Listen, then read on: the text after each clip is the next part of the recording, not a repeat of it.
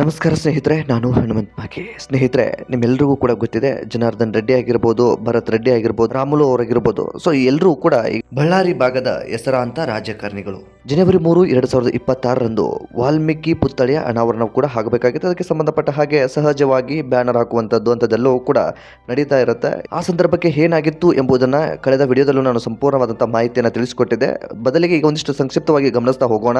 So ನೀವು ದೃಶ್ಯವನ್ನು ಕೂಡ ಗಮನಿಸ್ತಾ ಇದ್ದೀರಿ, ಗಾಳಿಯಲ್ಲಿ ಗುಂಡು ಆರಿಸ್ತಾ ಇರುವಂತಹ ದೃಶ್ಯ ಅದು. ಸೊ ಈಗ ಜನಾರ್ದನ್ ರೆಡ್ಡಿಗೆ ಈಗಾಗಲೇ ಮತ್ತೊಂದು ಬುಲೆಟ್ ಸಿಕ್ಕಿದೆ. ಈ ಹಿಂದೆ ಒಂದು ಬುಲೆಟ್ ಸಿಕ್ಕಿತ್ತು, ಜೊತೆಗೆ ಈಗ ಅವರ ಮನೆಯಲ್ಲಿಯೇ ಅಥವಾ ಅವರ ಮನೆಯ ಬಳಿಯೇ ಮತ್ತೊಂದು ಬುಲೆಟ್ ಕೂಡ ಸಿಕ್ಕಿಬಿಟ್ಟಿದೆ. ಅದು ಗಾಳಿಯಲ್ಲಿ ತೂರಿದ್ದೋ ಅಥವಾ ಉದ್ದೇಶಪೂರ್ವಕವಾಗಿ ಹೊಡೆದಿರುವಂಥ ಗುಂಡೋ ಗೊತ್ತಿಲ್ಲ. ಬದಲಿಗೆ ದೃಶ್ಯವನ್ನು ನೀವು ಗಮನಿಸಿದ್ರಿ, ಹಾಗಷ್ಟೇ ನೀವು ಒಂದು ದೃಶ್ಯವನ್ನು ಕೂಡ ನಾನು ನಿಮಗೆ ಪ್ರಸಾರ ಮಾಡಿದೆ. ಜನಾರ್ದನ್ ರೆಡ್ಡಿ ಮನೆ ಕಡೆಗೆ ಒಂದು ಗುಂಡನ್ನು ಹಾರಿಸ್ತಾ ಇರುವಂಥದ್ದು. ಒಂದು ಗನ್ಮ್ಯಾನ್, ಆತ ಗನ್ಮ್ಯಾನ್ ಬಂದಿರತಕ್ಕಂಥ ವ್ಯಕ್ತಿ. ಈ ಒಂದು ಗನ್ಮ್ಯಾನ್ಗಳು ಇತ್ತ ಪಂಜಾಬಿನಿಂದ ಆ ಕಡೆಯಿಂದ ಆಮದು ಮಾಡ್ಕೊಳ್ತಾರೆ. ಅದು ಯಾಕೆ ಅಂತ ಗೊತ್ತಿಲ್ಲ. ನಮ್ಮ ರಾಜ್ಯದಲ್ಲಿ ಗನ್ಮ್ಯಾನ್ಗಳಿಗೆ ಏನು ಕೊರತೆ ಇದೆಯೋ ಅದು ಕೂಡ ಗೊತ್ತಿಲ್ಲ. ಸೊ ಏನಾಗ್ಬಿಡುತ್ತೆ ಅಂತಂದರೆ, ಸ್ವಲ್ಪ ಆಕ್ರೋಶ ಆಗ್ತಾ ಇದ್ದಾಗೆ ಅಥವಾ ಒಂದಿಷ್ಟು ಗಲಾಟೆ ನಡೀತಾ ಇದ್ದಾಗೆ ಅವರುಗಳು ಶೂಟ್ ಮಾಡೋದಕ್ಕೆ ಮುಂದಾಗ್ಬಿಡ್ತಾರೆ, ಗುಂಡನ್ನು ಹಾರಿಸೋದಕ್ಕೆ ಮುಂದಾಗ್ಬಿಡ್ತಾರೆ. ಗಾಳಿಯಲ್ಲಿ ಗುಂಡು ಹಾರಿಸಿದರೆ ಓಕೆ, ಜನಗಳು ಭಯ ಪಡ್ಬೋದು, ಅಲ್ಲಿಂದ ಚದುರ್ಕೊಳ್ಬಹುದು. ಆದರೆ ನೇರವಾಗಿ ಮನೆ ಕಡೆಗೆ ಹೊಡೆಯೋದಿದೆಯಲ್ಲ, ಇದು ನಿಜಕ್ಕೂ ಅಪರಾಧ ಅಂತಲೇ ಹೇಳಬಹುದು. ಸೊ ಅಂಥದ್ದೊಂದು ಘಟನೆ ನಿನ್ನೆಯೂ ಕೂಡ ಆಗಿದೆ. ಇತ್ತ ಜನಾರ್ದನ್ ರೆಡ್ಡಿ ಒಂದು ಕಡೆ ಆರೋಪವನ್ನು ಮಾಡ್ತಾ ಇದ್ದಾರೆ, ನನ್ನದೇನು ತಪ್ಪಿಲ್ಲ, ನಾನು ಏನೂ ಕೂಡ ಮಾಡಿಲ್ಲ, ಬದಲಿಗೆ ಅವರೇ ಉದ್ದೇಶಪೂರ್ವಕವಾಗಿ ಬಂದಿದ್ದಾರೆ, ಮನೆ ಬಳಿ ಬ್ಯಾನರ್ಗಳನ್ನು ಹಾಕಬೇಡಿ ಅಂತ ಮುಂಚೆನೂ ಕೂಡ ಸೂಚನೆಯನ್ನು ಕೊಟ್ಟಿದ್ವಿ.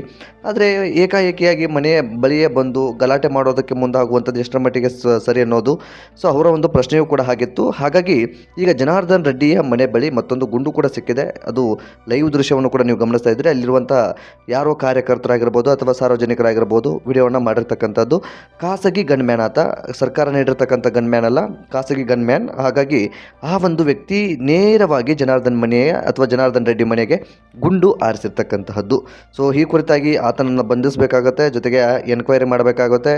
ಯಾರೋ ಒಬ್ಬರು ಮಾಡಿರ್ತಕ್ಕಂಥದ್ರಿಂದ ಲೀಡರ್ಗಳ ಹೆಸರು ಕೂಡ ಖರಾಬ್ ಆಗುವಂಥ ಸಾಧ್ಯತೆ ಇರುತ್ತೆ.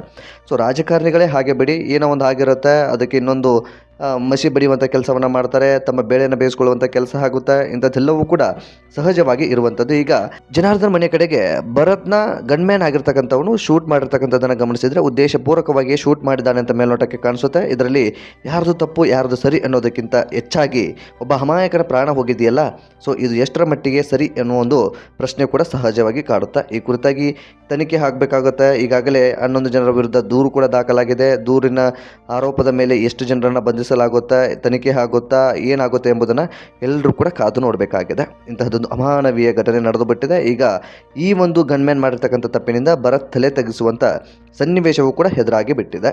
ಸೊ ಈ ಕುರಿತಾಗಿ ನಿಮ್ಮ ಅನಿಸಿಕೆ ಏನು ಎಂಬುದನ್ನು ಕಾಮೆಂಟ್ ಬಾಕ್ಸಲ್ಲಿ ಮೆನ್ಷನ್ ಮಾಡಿ. ಮುಂದಿನ ದಿನದಲ್ಲಿ ಈ ಒಂದು ಘಟನೆಗೆ ಸಂಬಂಧಪಟ್ಟ ಹಾಗೆ ಏನೆಲ್ಲ ಬೆಳವಣಿಗೆ ಆಗುತ್ತೆ ಅಂತ ಗಮನಿಸ್ತಾ ಹೋಗೋಣ. ಸೊ ಮತ್ತೆ ಮುಂದಿನ ವಿಡಿಯೋದಲ್ಲಿ ಸಿಗೋಣ. ನಮಸ್ಕಾರ.